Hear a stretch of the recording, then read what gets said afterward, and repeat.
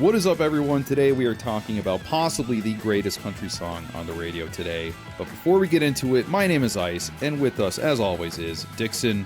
How are you? Ice, Dixon. What is up? We're back. Another episode. Second week back in the studio after your extended break. How does it feel? It's pretty good. I think I'm going to try to stop taking so many extended breaks. There's some coming up. Boy, we're gonna try to dial it in. We've been dialing it in though. We really have, and yeah, we're locked in. We've been pumping out some good content, and a lot of people have been watching too. Yeah, it's true. You know, in the words of Doja Cat, I want to show you off. I want to brag about it. That's right. We are up to 290 subscribers as of this recording, exploding exponentially, I would say.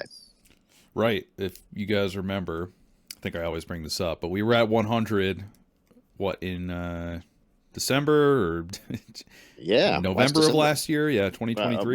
2020. I think we're at like 100.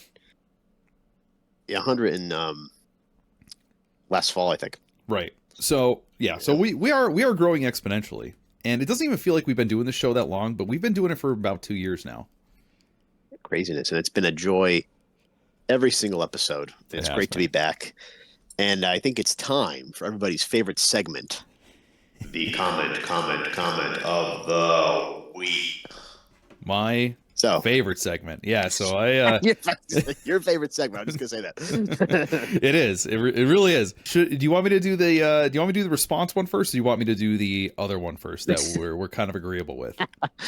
Let's get into the response. It's too good. Okay, we have to start there. Okay, we have to start here, especially because I think we brought this up on a past episode from our friend Baco TV. I'm gonna put it up on the screen right now. You're all gonna see it, but basically this guy was commenting on our YouTube video, and if you see the YouTube video, it's us saying how they are possibly the worst band in the world, and we stick to that.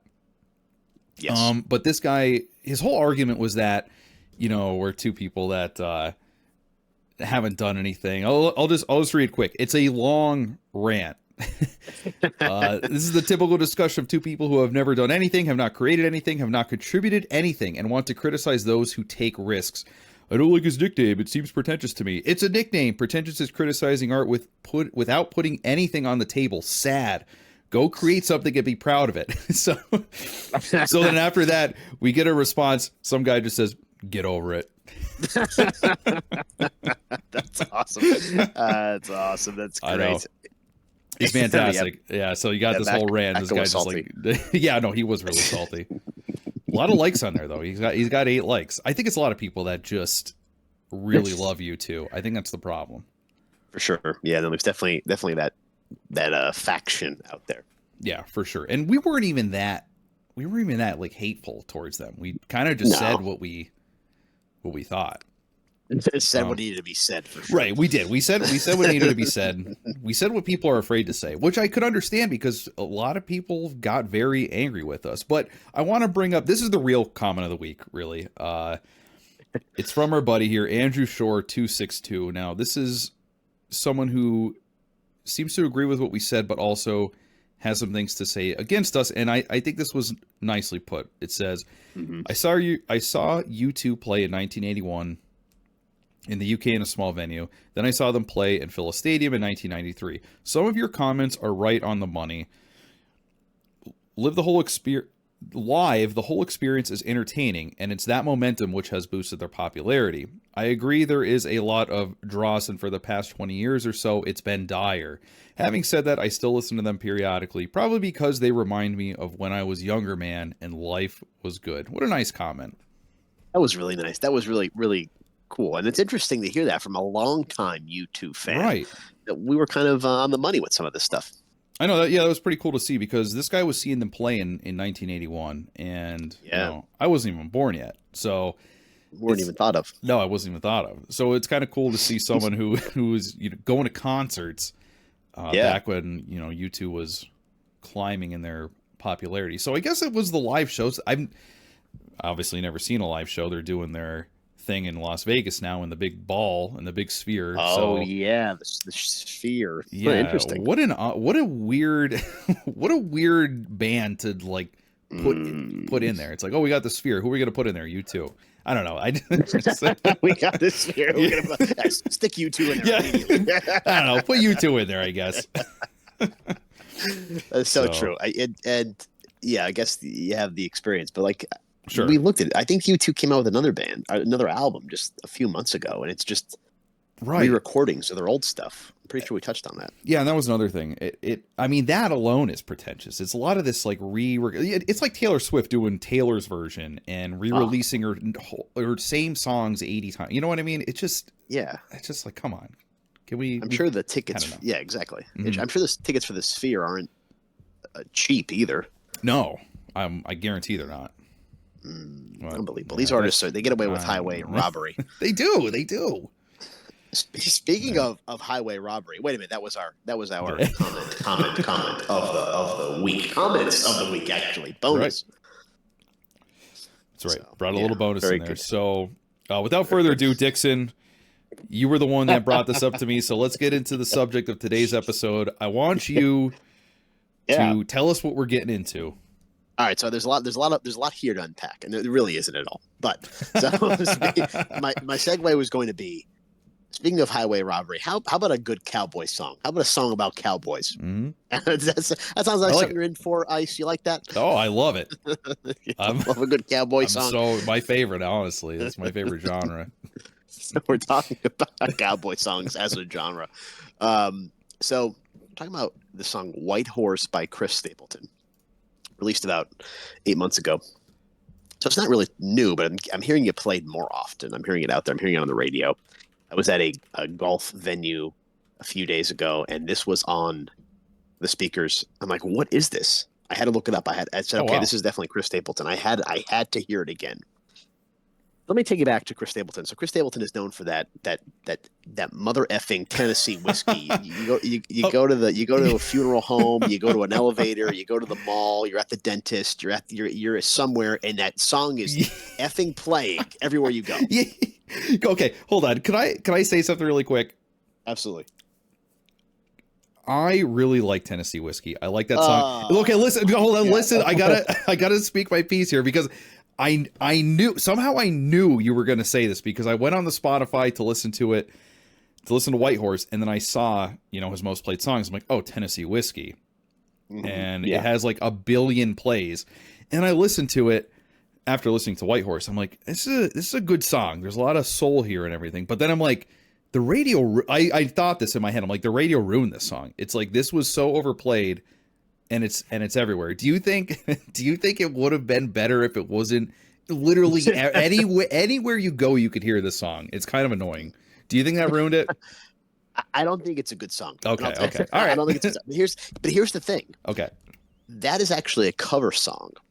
It was originally released by David Allan Coe. Outlaw rocker, like pretty I'd say verging on he has that song. I think he has Take This Job and Shove It. That's one of the songs. Mm-hmm. Real gritty outlaw biker rally country, Right. And I didn't realize that until I heard that recently. And that effing song, you could hear it in your sleep from Chris Stapleton. It is true. And it's everywhere. And so I didn't realize that, but it's actually a cover. People really like that song. I don't know if I like it. I don't know. It is what it is. But You're right. There is something to that in terms of the saturation that everywhere you go, you can hear that song. Right. So yes, I overplayed at the very least. Sure. Maybe it is good, but that was a good idea on your part to kind of revisit that. Mm-hmm. Oh, thank you. No, I don't know. That thought just came into my head as soon as I saw that song, and I'm like, I think Dixon's going to bring this up, and here we are. So I'm sorry. I just had to bring it up. No, I'm with you. Mm-hmm. And there's that. No, so here's now. Let me tell you about Chris Stapleton. So here's my experience. So I saw Chris Stapleton. I went to see Jason Isbell. It's like a kind of like an Americana alternative country artist, mm-hmm. and it was him and Chris Stapleton together. And Isbell was the opening act. So we went there to see Jason Isbell, and everybody's around talking. Nobody's listening to the music. It was like a free for all. And saw him. He was good. And then Chris Stapleton comes on, and he started playing. Oh, it was probably about 10 years ago now, but he had another song that was everywhere too. What the Well, heck was it? I could probably look it up here. Let's see. Let's see here. There's another Chris Stapleton song. Anyway, doesn't Mhm. matter. But that was another one that was kind of everywhere. One of his first songs. Broken And Halos, You Should Probably Leave, Starting Over, maybe one of them. the Broken Halo. So I'll get into that too. Okay. But whatever it was, I forget what it was. Maybe I made this up. Who knows? Maybe it was Tennessee Whiskey. I don't know. But he goes into that about 3 notes into that song. I said, I'm out of here. I'm out. I've had enough. I walked out of his set before he even started. Really? I just wasn't. I wasn't into it. Wow. With that being said, I think the song "Starting Over" is a really good song. I think "Broken Halos" is a really good song too. So maybe that Tennessee Whiskey and the other one are just an anomaly. Mm-hmm. Regardless, I was never a big Chris Stapleton fan. Really wouldn't seek him out. So then I hear White Horse. And I'm like, as I said, I have to hear this again. So I look it up and I'm like, wow, I listened to it. I listened to it maybe, I don't know, 33 times since I heard it's the original 4 days ago. Wow. I think so. I sent it to you, and I sent it. I texted it to you, and I said, without any intention of discussing this song, Right. I said, not a Chris Stapleton guy, but you got to listen to this. And you responded as you usually do 2.5 days later. Yeah. And Okay. said, don't know it, may have to listen. Maybe we should listen to it and talk about it. And I said, fantastic idea. So let's start with some basics here. Sure. So I look up the lyrics, right? And Chris Stapleton, while it says co-wrote, there's no co-writing credit for the lyrics. The songwriter is listed as Daniel Dodd Wilson, right? Mm-hmm. So I look up Daniel Dodd Wilson. He comes up as Dan Wilson on Wikipedia. And guess who this guy is? Wrote the song Closing Time for the band Semisonic. Yes. No way. Yeah, wrote Closing Time. How many times in your life have you heard Closing Time? 5,000? A million. Yeah, at least. And this guy is writing country songs. He's written for Taylor Swift. He's produced for Taylor Swift. He worked on Adele's album 21. That's incredible. Got quite the resume, right? For being a 90s basically one-hit wonder. That's awesome. We've heard that song. Right? Yeah, absolutely. For sure. So look it up, and I think why I like it, it's a combination of the lyrics, and I think it reminds me of like the guitar riffs and solos. Reminds me of the 70s swamp rock, country rock, like this Leonard Skinner type riffs throughout the song. On top of his voice, which when it's at its like peak is really good. Instead of humming mother effing Tennessee Whiskey, I think it works pretty well. What about this song, Dixon? I was curious myself. What about this song made you like it so much? Because I have an idea of why I like it so much. I know why I like it so much. But why? What about this song made you think I gotta listen to this? I gotta know what this song is. Yeah, that's a really good question. You gotta look at the lyrics. I look at the lyrics. I'm gonna start opening. This love is, when it's over this fantastic riff, this love is getting kind of dangerous, feels like a loaded gun. It's turning like a cloud of dust. My heart always wants to run. And then you go into the chorus. If you want a cowboy on a white horse, riding off into the sunset, if that's the kind of love you want to wait for, hold on tight, girl. I ain't there yet. Okay. I'm going to go into the second verse. Someday, maybe you could have your way. Right now, just not the time. Something a man just got to do. I wish you could change my mind. If you want a cowboy on a white horse. Mm-hmm. So obviously there's something building up here. There's this passionate thing happening, a love affair of some sort, right? Mm-hmm. I read, if you want a cowboy on a white horse riding off into sunset, hold on tight, girl, I ain't there yet. I read that two ways. I could read it like physically, that I'm on my way. Just hold on a second. Just wait 1 minute, right? But then I look at the second verse and I think, okay, so I was thinking about this. Someday maybe you could have your way. Something a man just got to do. I wish you could change my mind. Maybe he's just not prepared. Maybe he's got a prior commitment. Maybe he's got something he's got to work on. Maybe she has something she has to work on. Yeah. Maybe she's got to kick somebody to the curb. And then I think about, okay, the second possible meaning of hold on tight, girl, I ain't there yet. I'm just not ready. You're just not ready. We're just not ready together. Right place, wrong time, whatever it might be. And I think you could take it two ways. On top of that, with the way he's like delivering the lyrics, on top of these 70s swamp rock guitar riffs, it's just fantastic. Like I picture him like on like a mountaintop singing this, like Red Yes. Rocks with Yes. like wind blowing. You know what I mean? Absolutely. Yes. That's why I love it. I know it's definitely a very dramatic song, and I think it's kind of interesting because they never really say why now it's just not the time, and what that something a man just got to do is. He doesn't really say that, but he does say he wishes that she could change his mind. I feel like the interesting thing though is that if you're talking about this, it does make it seem like there is a love connection there. Like he still cares about this person, because I feel like the line when it says "Hold on tight, girl, I ain't there yet," I think that infers that, you know, she's holding on to him and he wants her to hold on and just try to get there with him and stay around. Kind of like, you know, some guys might have their moments when they, you know, they're growing through something, or you know, we all have our what's the word that I'm looking for? Like a red flag, or like a no, not even a red flag, just a phase. We all go through our phases. We go through our phases. So this the first thing that I thought was like, okay, this guy's going through a phase. He has to be, you know, wild and free. Maybe he's not the guy on the white horse, but he's the outlaw riding on the black horse the other way. Ooh, kind of thing. Wow, yeah. Look at you. That's pretty good too. Yeah, definitely, for sure. And you make a good point. Like, yeah, hold on tight. Literally, physically, metaphorically, maybe.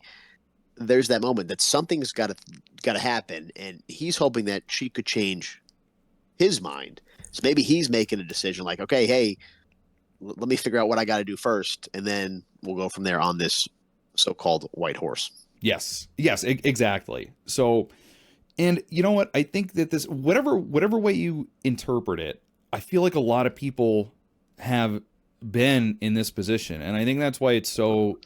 Oh boy. You know, I'm just saying, you know, I'm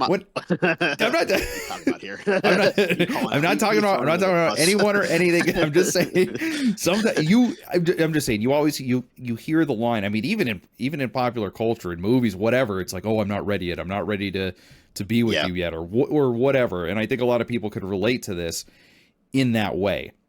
I think this takes a more approach of like, you know, I'm kind of young, wild, and free, and I'm doing what I want. I wish it wasn't this way, but this is what a man's got to do, whatever that may be. So whatever that may be, yeah, what a man's got to do. Man or a boy, we're not sure yet. Yeah, we're not entirely sure. And again, like you said before, I think the rock, would you swamp rock? Is that what you? Yeah. Like a country southern rock kind of thing. Yeah. Yes. Yeah. Like that country southern swamp rock guitar wailing over this. And even at the end, there's like a cool solo at the end, right after the whole thing's over. I think that's really cool.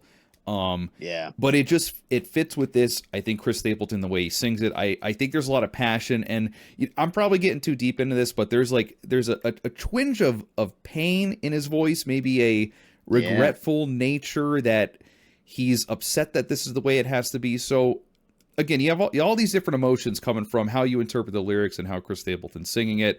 So I think it's a simple song on its face, but I think there's a lot there. And again, I think it's, when you combine everything together, Chris Stapleton's voice, the riffs, the rock guitar, the swamp rock, and then, you know, the lyrics themselves. I think it comes together as a really cool song, and I really, really enjoy this song. And I wasn't a huge Chris Stapleton fan either. I would have never even known about this song, but it's good. It's very good.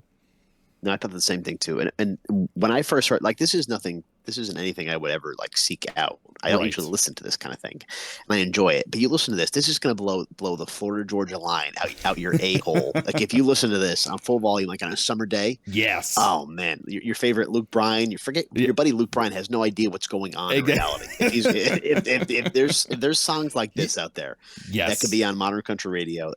Everything else pales in comparison. I totally agree. I actually wrote it down. I said, this is modern country done right. That's that's what I got from this.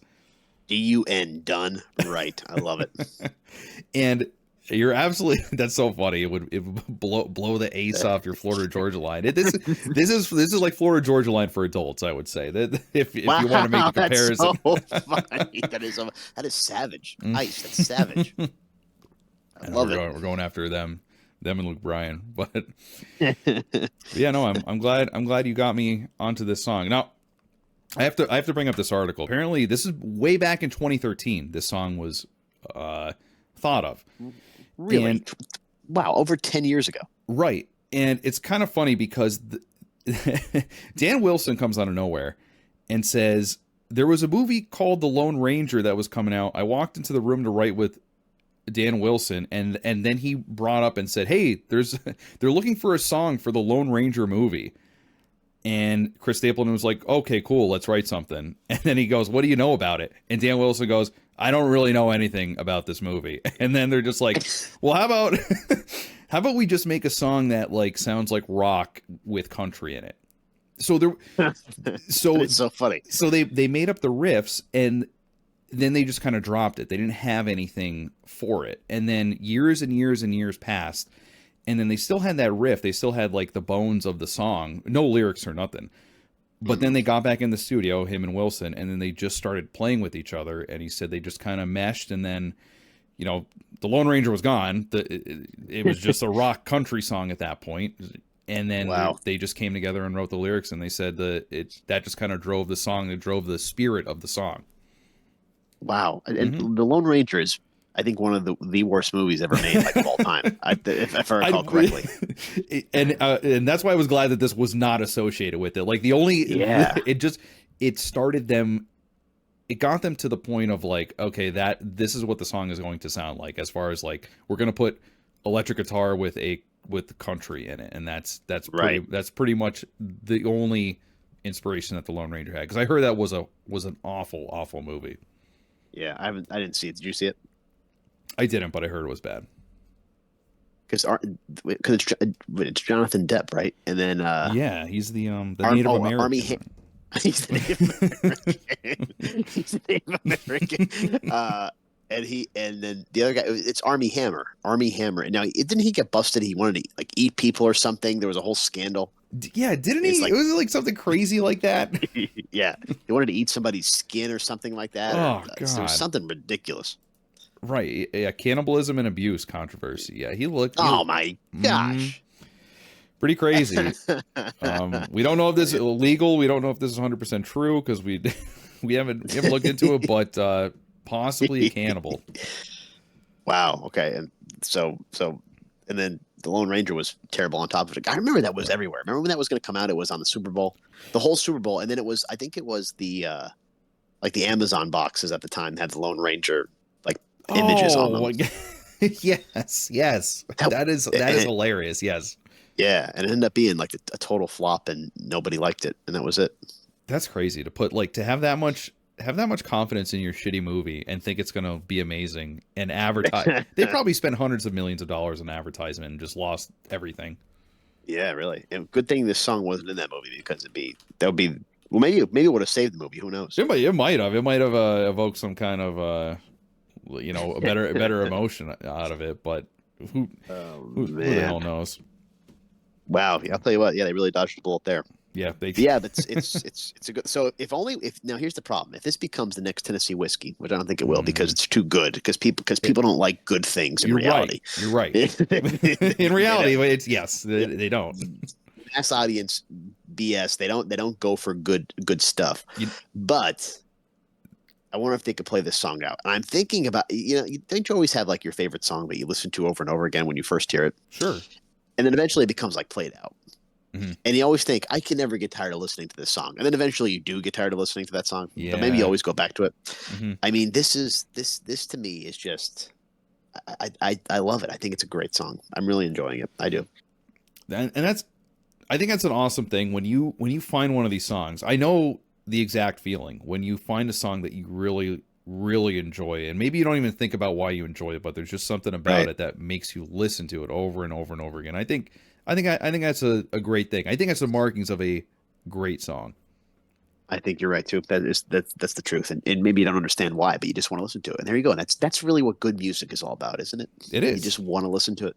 Absolutely. I totally agree. And Dixon, I know you don't like Stapleton, but in doing the Oh research for boy. this, I watched some interviews. He seems like a decent guy. He seems like he knows music. He seems like he appreciates the craft. So, maybe you might have made me a Stapleton fan. I'm sorry. But you Wow. might have turned me on to him. Wow, because you really like who's that guy you really like? Luke Combs. You love Luke Combs, right? I Do you guess. really or Yeah. no? Did I just, No, did I just make no, I that really up? don't. I really don't. You don't like him? No, I'm not. Well, no, I probably do. Well, I don't know. What songs is he? I don't even know what songs he sings. I probably do. Oh, that He has fast the car song, for God's sakes. yes, Now that's yeah, that yeah. other, yes. If I have to hear that Tennessee one more Whiskey time. 2.0. Yes, yes, that mother effing fast car cover. Who the hell cares? We get it. Yeah, we got it. Get it. Oh, You have a fast jeez. car. We get it. Remember when he was on Vine and he started singing songs on Vine? No, I didn't even know that. He started his basically his whole career on Vine. And Are I you remember, serious? yeah, watching Luke Combs Vines and thinking, boy, this guy is good. And then he Damn. comes out with the cover of Fast Car, and it's like, well, maybe can we go back? Can we go back in time, please? That is pretty funny. You know what's kind of interesting about the fast car song? Yeah, Isn't fast car, like, the lyrics are sung from the perspective of a girl? Am I incorrect on that? I that's think correct. it Yeah, is. Tracy Chapman, who wrote the song and released it in the early Mhm. '90s. Yes, it's written from the perspective of a female, and he keeps those pronouns Yes. there. Yes. As an aspiring they them, he keeps the pronouns assigned as they are. Is he actually they? I can't tell if you're I don't serious know. anymore. I don't know. That's probably why you like him. No, get out of here. No, but I find it interesting because girls are able to get away with that for some reason. A lot of girls sing songs from the perspective of a guy. Do you ever notice that? And it's just like we don't think about it. And I remember listening to Fast Car for the first time. I'm like, oh, he's singing this from the perspective of it's just funny that super popular song is a guy singing it from the perspective of a girl, and you just never ever see that. Yeah, it is. It's interesting, and you wonder if he covered when he did the cover, if he had switched things around, if it would have been as well received as it had been. I And don't that was know. basically like Tracy Chapman had a couple of good songs. I'm thinking of Macy Gray, Oh, okay. but Tracy Chapman had a couple of good songs, and that song when she sings it, I think is pretty good. And I don't listen to it all the Sure. time, but when it's on, I enjoy it. Right Yeah. now, Fast Car is Luke Combs. It's here it is. I know it's almost kind of like it's when you have these covers, and again, I mean, Chris Yeah. Stapleton did it with Tennessee Whiskey. It's like they Evidently, nobody knows No. that. I had no idea, but here we I are. don't either. I Yeah. thought that was his song, and I mean, like, I knew Fast Car was a cover, but it kind of becomes the more popular person's song, which is kind of unfortunate, I guess, for the original creator. Yeah, that is So. kind of interesting because especially since it's the Luke Combs version, which Right. it's just to me, it's not impressive. It's not an impressive song. His No. cover of it. No, it doesn't. I don't know. It doesn't really do much for me, and I was kind of confused as to why it got so popular. Now, I do think Luke Combs has some good songs. Now that I'm looking at some of this stuff, but Read off some of the Luke Combs. Read off some of your Spotify playlist that has Luke Combs. In it. Let's hear it. I don't even. I should actually check. This isn't from my Spotify playlist, by the way. But sweating over here.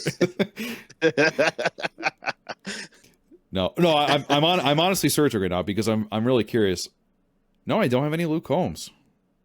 Wow. I like Ice Cold. I like Ice Cold Beer Never Broke My Heart. I like that song. Yeah, no, that's a good one. What about Beautiful Crazy? You like that one? Oh, get over yourself, dude. So I'm reading the most popular ones here, okay? I hate that song. Anyway, keep going. When It Rains It Pours. That's kind of annoying. Good. Yeah.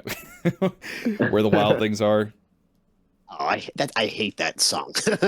I honestly don't even know what song it is. It's I been on the definitely radio, heard it. pretty heavy rotation. She Got the Best of Me. Um. Hurricane, is that? There's another one there. Oh yeah, Hurricane is a good song. Yeah. That's a good song. I do like that one. Lovin' on You, is that another one that's pretty popular? I don't know if I know that. Yeah, I don't know. These are I'm getting into the lower ends of the list, and I don't really know many of these, but But the thing is there you go. The lower end of the list. He has like 6 songs, and every one of them is everywhere. You've heard every one of the popular songs 5 million times. Right. Yeah. No, it's really interesting. Yeah, I totally agree. I don't know. He kind of he gives that vibe of like a real kind of country guy. Like I could see this guy down south, but at the same time, I don't know.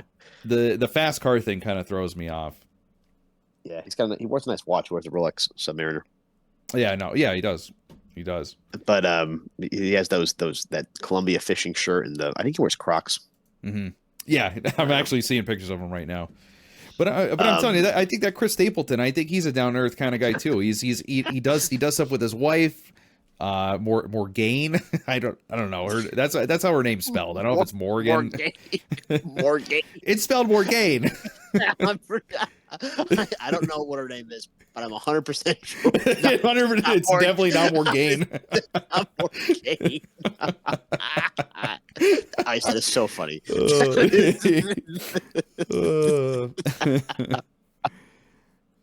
Oh man, that's a good one. Chris Stapleton seems to be like the kind of guy who's like takes a nap in the woods for 500 years and wakes up and is like, oh, what's up? What happened? I don't know. He's covered in leaves and stuff. Yeah, moss. Yeah, he kind of does have that vibe. Oh man, Morgane. I'm telling you, go read it. I'm saying how it's spelled. Damn English.